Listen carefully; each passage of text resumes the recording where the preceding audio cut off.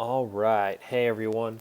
So today's lesson is on finding the y-intercept from an equation, graph, and also from a table. So first of all, we're going to be on page 10 of our notes. And our essential question today is, what is the y-intercept and how can I find it from a table, graph, or an equation? So first we're going to start with an equation.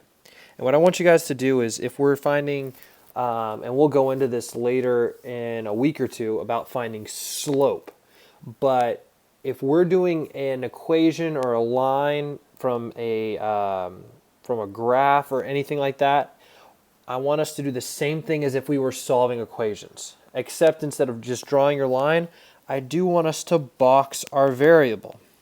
So here I box the mx, which m is going to be our slope, and b is going to be our y-intercept. So basically whatever is outside of our box, that is going to be our y-intercept.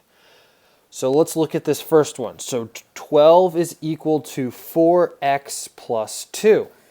So we box our variable, and outside, that means my y-intercept on this one is going to be a positive 2.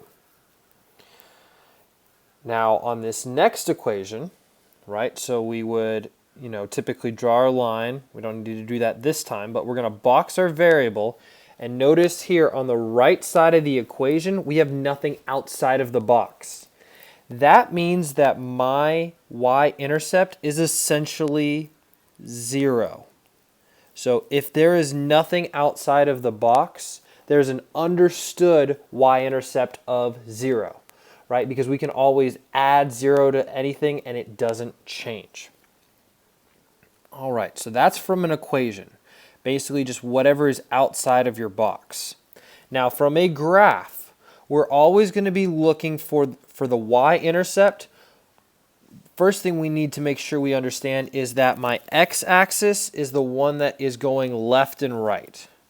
So my x-axis is this one right here. My y-axis is the one that is going up and down. So in order to find my y-intercept, we need to find where does the line cross the y-axis. Now for this first graph, it's going to cross right here at 0. So I would say that b is equal to 0. Right there. Now on the second graph, we don't have a scale, so I'm not going to know exactly what my y-intercept is, but I'm looking for where does my red line cross the y-axis. Now a little trick, in 8th grade math, you're never going to need to know your x-intercept. So we do not care where our line intersects our x-axis. We only care where it intercepts or crosses our y-axis. So for example, on the second one, our y-intercept is going to be right there. So where does my red line cross the y-intercept? Or the y-axis, excuse me. And my last one, so even though that line is horizontal and is going to have no slope, it still intersects right there up at the top. So those would be all of my y-intercepts for a graph. Now our last example that we need to be able to find our y-intercept is from a table. So we always need to find where x is equal to 0. And if we find that on our table, the corresponding y is our y-intercept, which is also called our b, which we'll go into more next week when we're talking about slope-intercept form. So first we're going to find right here, I'm going to look down my x for my table, and right here, that first line, 0, 5. My y-intercept for this first one is going to be 5. So I'm going to write b is equal to 5. On the second table, right, we're going to look for where does my x equal 0. It is equal right there.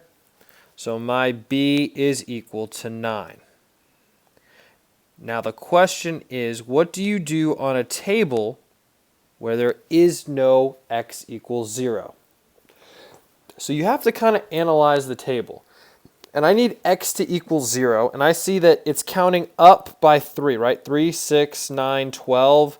So if I keep going up, it's going to go 15, 18, 21, keep getting bigger, bigger, bigger, further away from 0.